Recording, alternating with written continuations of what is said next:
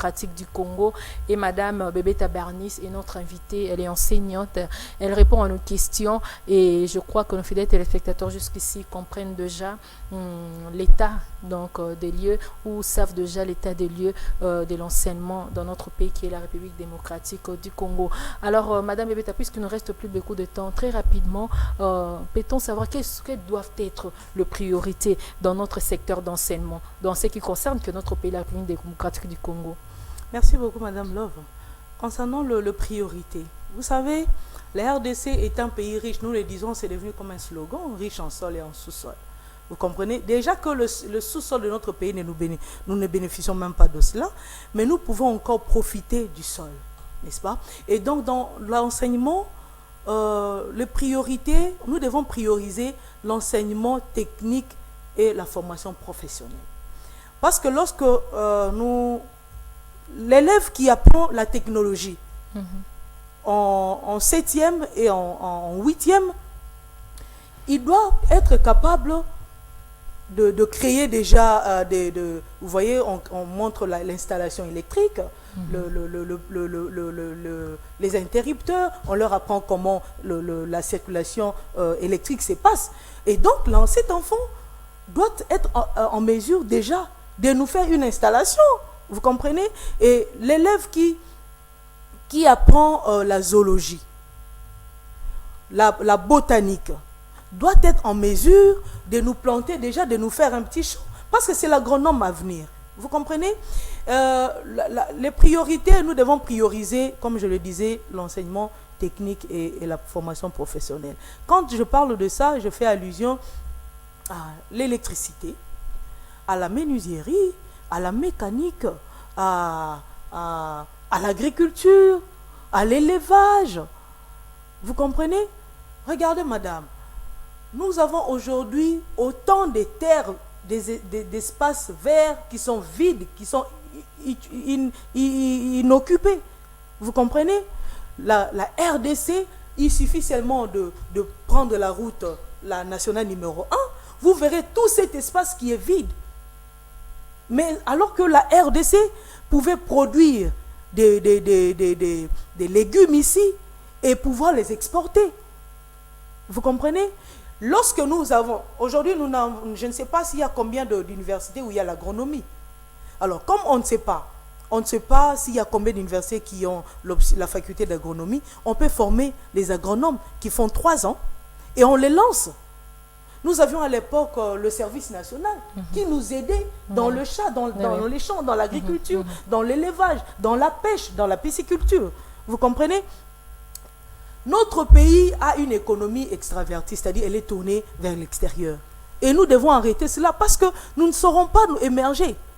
Nous ne savons pas vivre parce que nous devons attendre tout venir de l'extérieur. Vous avez des pommes rouges, pommes vertes qui viennent de l'extérieur. Vous avez des oranges qui viennent de l'Afrique du Sud.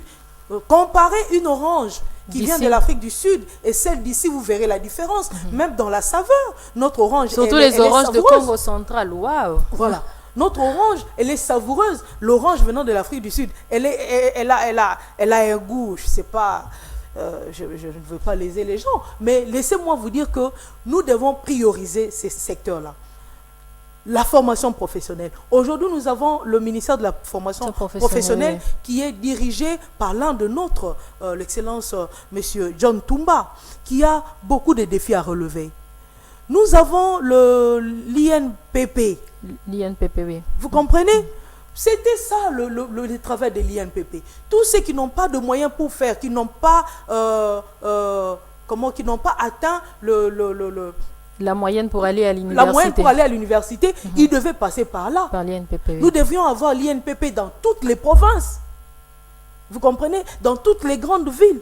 Pour permettre à ce que nos jeunes puissent aller dans la formation professionnelle. Madame, c'est lui qui termine avec distinction, avec brio à l'université. Il a fait le science. Je prends l'exemple c'est lui qui a fait la polytechnique. Quand il vient, il doit par exemple, je prends l'exemple de ceux qui ont fait la construction. Il a été à l'INBTP. Quand il est ingénieur de formation, lorsqu'il vient, il a un projet de construction. Mais pour exécuter ce projet, il a besoin des maçons. Vous comprenez? Mais est-ce qu'il y a une formation? On sait former nos jeunes gens dans la maçonnerie ici. Tous ceux qui font de la maçonnerie, ils l'ont apprise chez son oncle, chez son père et tout ça. Mais il y a aussi ceux-là qui sont architectes, c'est moi, ils les ont appris chez l'oncle, papa, non, madame, ça, non. qui construisent de maisons. Non, madame, là, on n'a pas fait l'université. Non. Quand on a fait l'université, on ne peut pas apprendre. Soit on a fait l'université, soit on ne l'a pas fait. Vous comprenez? Et donc, je disais, nous devons prioriser dans notre pays pour un développement à l'horizon 2030. Nous devons prioriser la formation. Nous avons trop d'avocats dans notre pays. Oui, trop de journalistes, trop de médecins. Il y a même ceux-là qui ont marché jeudi passé parce qu'ils n'ont pas été mécanisés. Il y a trop de médecins. Alors que lorsque vous descendez, le médecin, il consulte, il prescrit le médicament. Des produits, mais ce sont les infirmiers qui font le travail, qui font le travail de chaque jour. Vous verrez que l'infirmier, le médecin peut soigner et puis il s'en va, mais l'infirmier doit suivre le déroulement du traitement.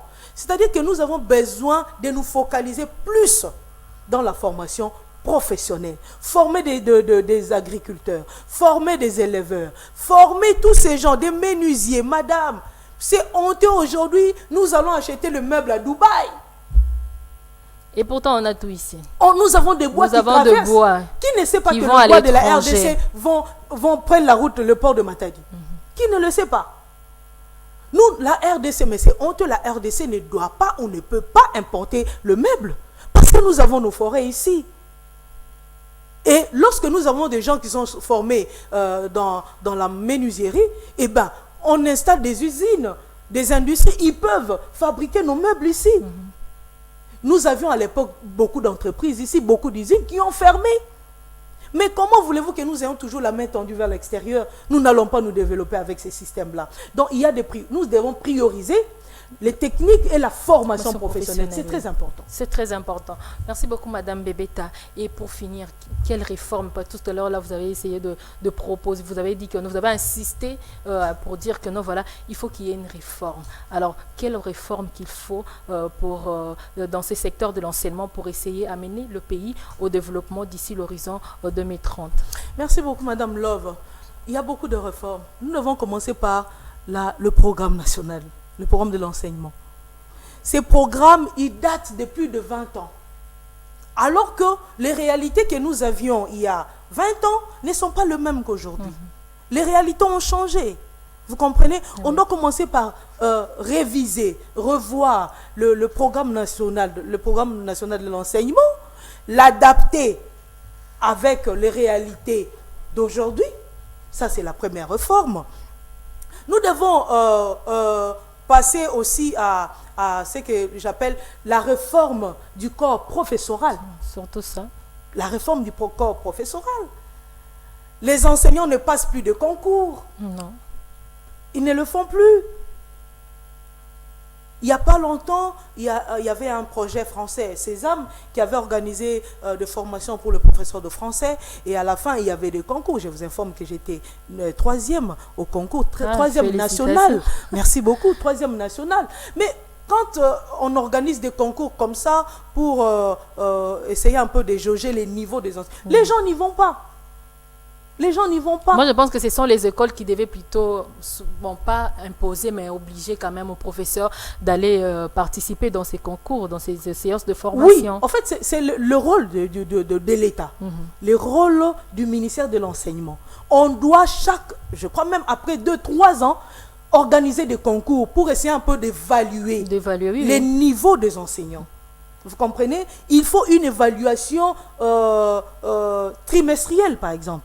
Vous comprenez? Des enseignants. Je parlais de la réforme, qu'on puisse réviser le programme national. Je parlais de l'évaluation des enseignants. Je parle aussi de la construction des écoles. L'État si l'État veut avoir plein pouvoir dans l'enseignement, si l'État veut avoir une bonne qualité de l'enseignement, l'État doit construire des écoles. On a mis la gratuité de l'enseignement. Mais les salles sont devenues pléthoriques, madame. Quel est ce parent qui va accepter de voir son enfant étudier dans une salle où il y a 70 élèves? C'est la question que je me pose aussi avec 70 élèves. Quel est cet enseignant qui aura justement le temps, qui sera disponible, sachant la prise en charge de l'enseignant en un pays démocratique du Congo, de suivre chaque élève comme jadis c'était dans les années passées? Voilà. Vous comprenez? On doit je disais, construire les écoles. Parce qu'en construisant les écoles, ainsi, l'État va garantir la bonne qualité de l'enseignement. Vous comprenez? Parce que je vous ai dit, je ne cesserai pas de le dire, beaucoup d'écoles privées sont devenues plutôt des boutiques que des écoles. Beaucoup d'écoles privées aujourd'hui ne poursuivent plus l'objectif, celui qui est de la formation de l'apprenant. Non, la formation de l'élite de demain. Non, aujourd'hui, beaucoup d'écoles, c'est plutôt les frais scolaires. Vous comprenez? Et quand on chasse un enfant pour le frais scolaire, et lorsque les parents payent, est-ce que l'enseignant ou l'école va encore faire organiser le cours de rattrapage? Non, et l'enfant est perdant. Je disais, on doit vérifier la fiabilité des écoles. Et ça aussi, c'est très important. La fiabilité des écoles. Beaucoup d'écoles ici, complexe scolaire Bernice, complexe scolaire Madame Love. Mais lorsque vous entrez dedans, je le dis, c'est plus pour des besoins financiers. Mais qu'est-ce qui agrée toutes ces écoles? Mais c'est l'État. Voilà pourquoi je dis que l'État doit pouvoir faire de réformes. C'est très important. Si on tient à ce que nous ayons un bon enseignement pour pouvoir avoir un développement à l'horizon 2030, donc nous devons, l'État doit, il y a plein d'écoles ici, dans nos cités, qui doivent être fermées. Parce que ces écoles-là ne poursuivent plus l'objectif de former les apprenants. Ce sont plutôt des boutiques. Voilà. Nous avons aussi le rôle de l'État qui doit équiper nos écoles. Okay. L'État doit occuper nos écoles. Nos écoles ne sont pas équipées. Vous avez des écoles qui n'ont pas d'ordinateur, des écoles qui n'ont pas de photocopieuses. L'enfant qui doit étudier, qui doit faire un devoir, il n'y a pas de salle d'informatique. Il n'y a même pas de bibliothèque. Il n'y a pas de bibliothèque. Il n'y a pas de laboratoire, madame. Un élève qui fait la biologie chimie, dans une école, il n'y a pas de laboratoire. Mais ce n'est pas sérieux. Ce n'est pas sérieux du tout. Vous comprenez? Eux aussi, à la fin, c'est ce qui est fait, rendre l'école primaire gratuite. Aujourd'hui, nous sommes très fiers. C'est déjà fait, déjà. Voilà, nous sommes très fiers que ça soit fait. Mais au-delà de tout, il faut partir de ces réformes-là. On doit évaluer les enseignants, on doit aussi évaluer les élèves. À la fin de chaque cycle, vous avez le secondaire, l'enfant doit passer à une évaluation pour pouvoir l'orienter.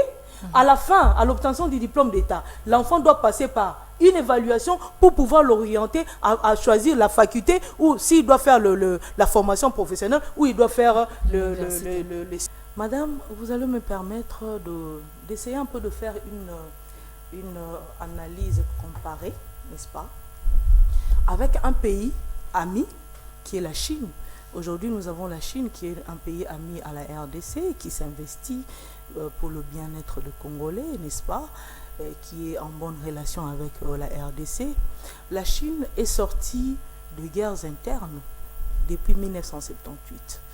Quand elle est sortie de ces différentes guerres internes, la Chine, j'en parle parce que j'ai eu à partager l'expérience avec la Chine. J'ai été en Chine pour partager cette expérience. La Chine, après s'être sortie de ces différentes guerres internes, elle s'est décidée, elle s'est fixé des objectifs.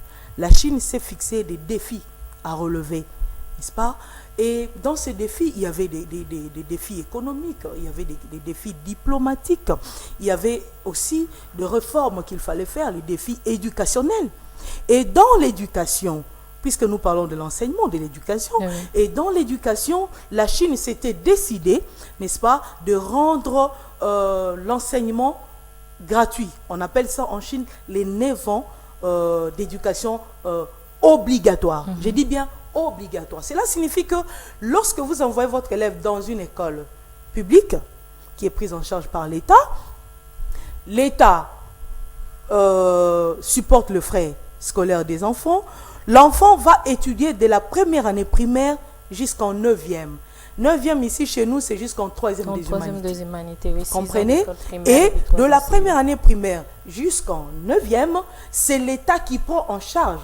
Il faut préciser, lorsque vous êtes dans des écoles publiques. Vous comprenez? Et donc, puisque l'État qui prend en charge l'enseignement, l'État construit des écoles. Vous avez plus les écoles publiques que privées. L'État paye les enseignants. L'État met toutes les infrastructures qu'il faut, n'est-ce pas, à la disposition et de l'enseignant et des élèves. Vous comprenez?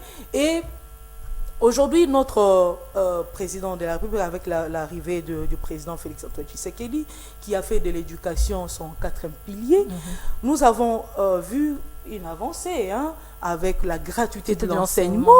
C'est que nous avons, d'ailleurs, la Convention des droits de l'enfant parle de la gratuité de l'enseignement, et donc nous voulons ici saluer la décision, ou disons la volonté du chef de l'État ainsi que de tout son gouvernement pour cette gratuité qui était sur papier et qui est devenue réelle. Vous comprenez? Et donc, la qualité de l'enseignant aujourd'hui, quelle est la qualité de l'enseignant aujourd'hui? Madame, dans cette histoire, il y a à boire et à manger. L'enseignant qui est censé transmettre la matière, lui-même, il a quelle base? Parce que la formation commence à l'école primaire. Vous comprenez? Si déjà à l'école primaire, un enseignant n'a pas étudié normalement, bon, il arrive en 3e. Je voudrais préciser que en Chine, par exemple, lorsque vous arrivez en 9e, vous devez passer le test. C'est que nous avions à l'époque avec les CO. Lorsque vous terminez le test d'orientation. Voilà, le test d'orientation. Oui. Vous comprenez? Ça n'existe plus. Ça n'existe plus. Et pourtant, c'était un texte qui pouvait nous aider à aider les orienteurs, que je salue, qui font un bon travail, à aider les orienteurs à pouvoir vérifier les niveaux de l'apprenant, n'est-ce pas? Oui. Tout celui qui est en dessous de la moyenne, c'est-à-dire celui qui n'a pas 60%, on le dirige pour faire les techniques ou faire la formation professionnelle.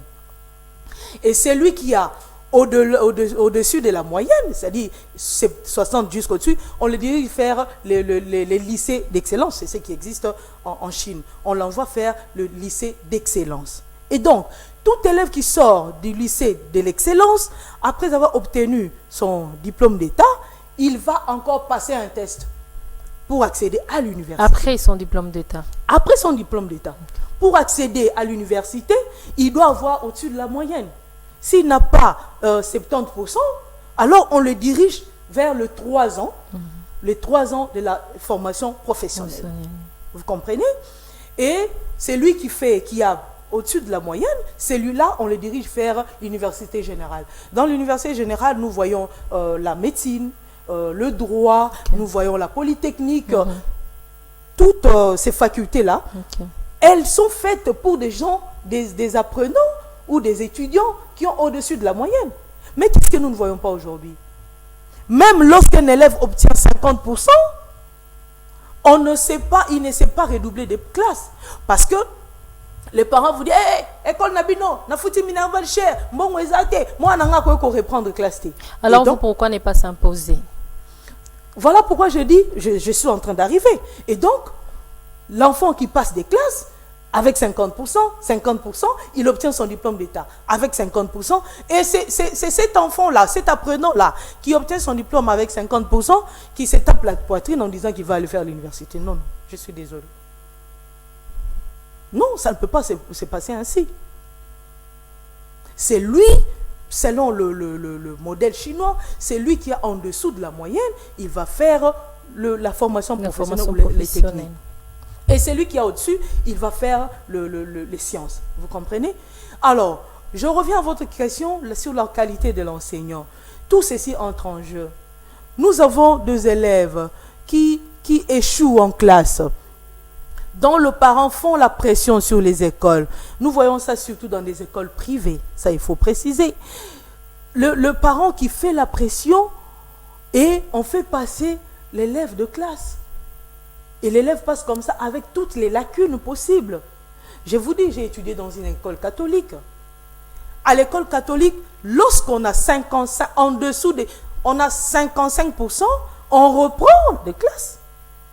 Mais aujourd'hui, ce n'est plus le cas. Ce n'est plus le cas. 55% donc déjà on dit Aujourd'hui, ce n'est plus le cas.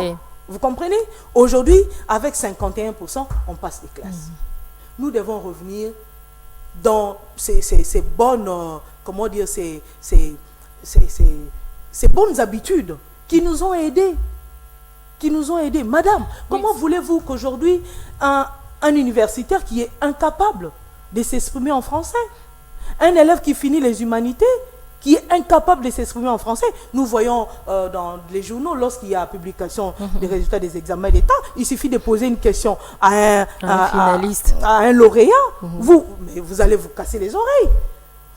Alors, il est vrai, donc, tout ça est vrai. Mais moi, je m'aimerais d'abord m'y atteler sur la qualité aussi des enseignants. Oui. Quel est le critère d'un enseignant pour dire que non, voilà, celui-ci, c'est vraiment un enseignant.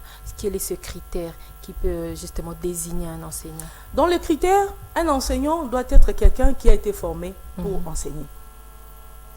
Qui a été formé dans un institut pédagogique, comme il y en avait avant. Nous avions l'ISP, les ISP, nous avons l'IPEN, parce qu'ils ont toujours cette obligation de former les enseignants. Vous voyez, on doit avoir des spécialistes en la matière, des enseignants. Aujourd'hui, contrairement, nous voyons quelqu'un qui a fini à l'UNIKIN, par exemple, qui a fait les lettres à l'UNIKIN, qui vient enseigner, vous le verrez dans une école en train d'enseigner le français et la philosophie. C'est ça aussi le grand problème. Voilà. Alors qui les engage? Mais madame, je vous dis que les réalités sont telles qu'elles sont. Voilà pourquoi je vous dis, pour que nous puissions remonter les niveaux de l'enseignement, nous devons procéder aux réformes.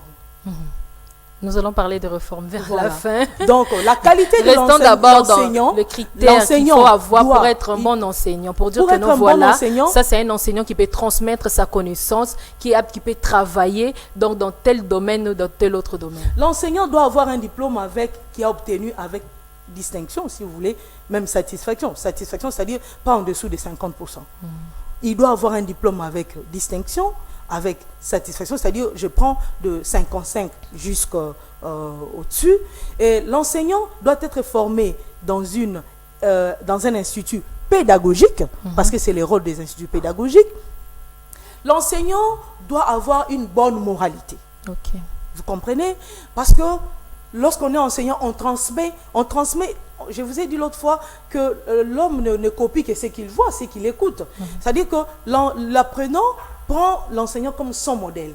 Mais lorsqu'un enseignant n'est pas un modèle pour l'apprenant, et donc l'apprenant ne pourra que copier son enseignant.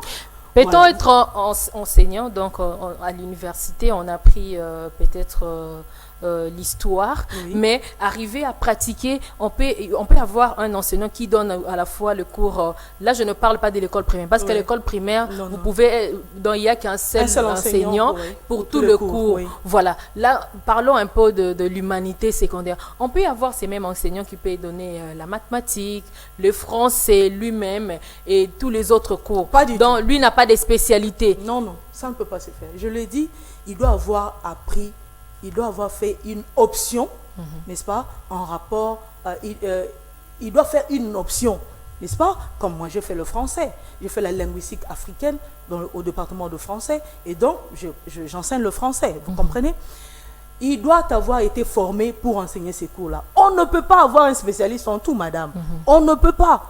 Et vous avez raison, ce sont des choses que nous voyons actuellement, très souvent dans des écoles privées, vous comprenez, où l'on prend... Je vous donne un exemple, je ne vais pas citer le nom de l'école. J'ai quitté une école conventionnée pour des raisons de maternité, n'est-ce pas?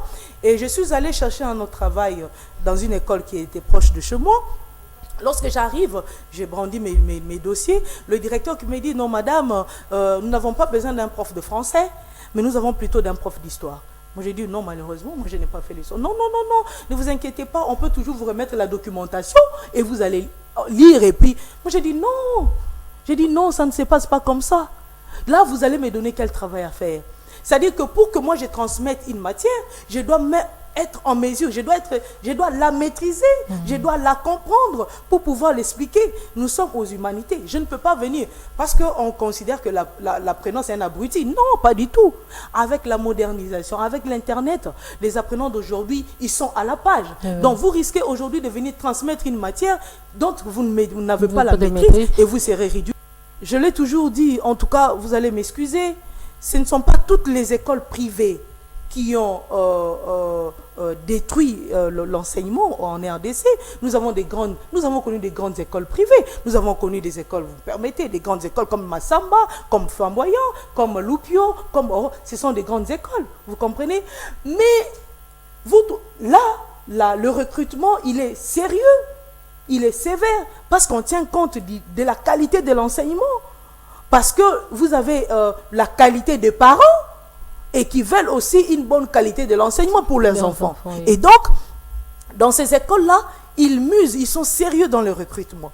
Mais toutes nos écoles qui sont à la cité ici, toutes nos écoles privées qui sont à la cité ici, madame, mais il y a des choses qui s'y passent. Et c'est regrettable. Vous avez des inspecteurs qui descendent chaque fois sur terrain, qui voient quand même toutes ces choses-là, toutes ces réalités-là. Mais bon, qu'est-ce que vous voulez qu'ils fassent? Je l'ai toujours dit, moi, un jour, ministre de l'enseignement, je vais fermer beaucoup d'écoles. Vous allez fermer beaucoup d'écoles. Est-ce que la prise en charge aussi des enseignants fait partie aussi de choses qui font affaiblir justement la qualité de notre enseignement? Oui. Voilà pourquoi je parlais de la réforme. Vous voyez? Aujourd'hui, le président de la République a réalisé quelque chose que nous battions, n'est-ce pas? Vous avez le palier qui nous avait été promis depuis l'époque de 1+4, que nous n'avons jamais vu. Mais aujourd'hui, avec le salaire que les enseignants touchent, mais qu'il faudra aussi revoir, vous comprenez? Parce qu'aujourd'hui, avec les taux du dollar, les dollars est à 215, vous comprenez? Mais l'enseignant touche le salaire au taux de 16 ou quelque chose comme ça. Et cet enseignant-là qui doit payer son loyer, pour payer les loyers, il doit payer les loyers au taux du jour.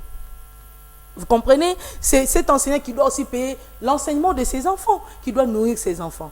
Vous comprenez? Et donc, jusque-là, avec le salaire que le gouvernement offre aux enseignants, il est insuffisant. Nous devons nous le dire, ça, sans mâcher le mot.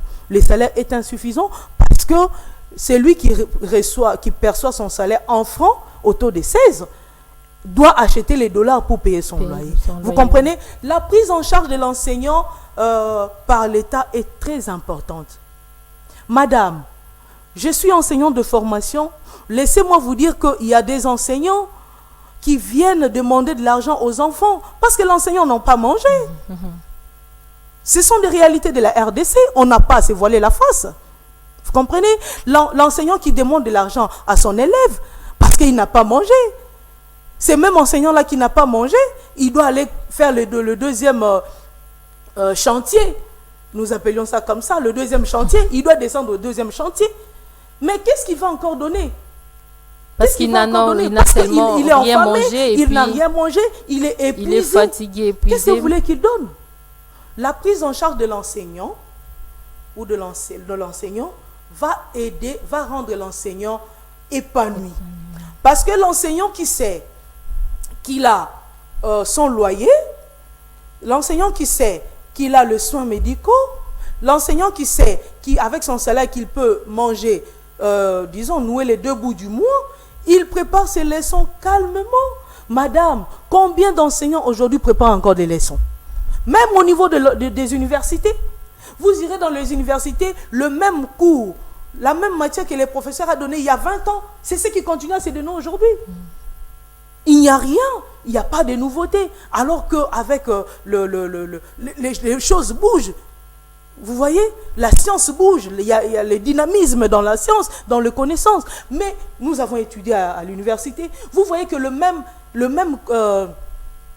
comment on appelle ça, le même note que nos aînés ont utilisé, c'était le même que nous utilisions à notre époque, vous comprenez? Tout simplement parce que l'enseignant s'est dit, bon, na obomanzo toté. Pourquoi aller faire de recherche? Pourquoi aller fouiller? Pourquoi aller voilà, me documenter? foufou Ça sert à rien. moukié, maya foufou moukié. Salaire eza moukié, ngape na ça moukié. Il peut pas. Mais se cette cacher en situation émotion. donne aussi accès à la corruption. C'est comme ça qu'on voit, il y a des enseignants qui demandent l'argent aux élèves en échange de points, toutes Voilà, ces choses. voilà. Toutes ces choses-là, c'est parce que il n'y a pas une bonne prise en charge de l'enseignant. Nous devons nous le dire. Il n'y a pas une bonne prise en charge de l'enseignant. L'État doit prendre ses responsabilités en main. Vous comprenez? L'État doit mettre... D'abord, il faut restructurer les écoles. Il y a des écoles qu'il faut fermer. L'enseignant, quand il n'a pas mangé, il va demander de l'argent. Bon, papa, moi, on a eu 50%. Puisque le papa, il est fonctionnaire de l'État, il touche le salaire que nous connaissons. Le papa va dire, non, maître Moni, mon fils, t'as la kakana conjoncture, moi, na bande de la classe est athée. Ah, qu'est-ce que vous voulez? Mais l'enseignant va prendre de l'argent. Et tout ça, les conséquences, nous en aurons au niveau professionnel. Okay. Parce qu'aujourd'hui, ceux qui terminent l'université disent que Misala est athée. Pourquoi? Tout simplement parce qu'on n'a pas appris à nos élèves l'entrepreneuriat. Vous comprenez? On ne sait pas entreprendre. On n'est pas compétent. La compétence compte. On n'est pas compétent. On a tellement passé des classes, bakop. Arrivé sur le terrain. Arrivé sur le milieu professionnel, on est perdu. Après, on se pose des questions pour savoir pourquoi est-ce que c'est toujours ces messieurs-là qui est nommé. Pourquoi on voit le même visage, pourquoi ce sont le même nom et toutes ces choses-là.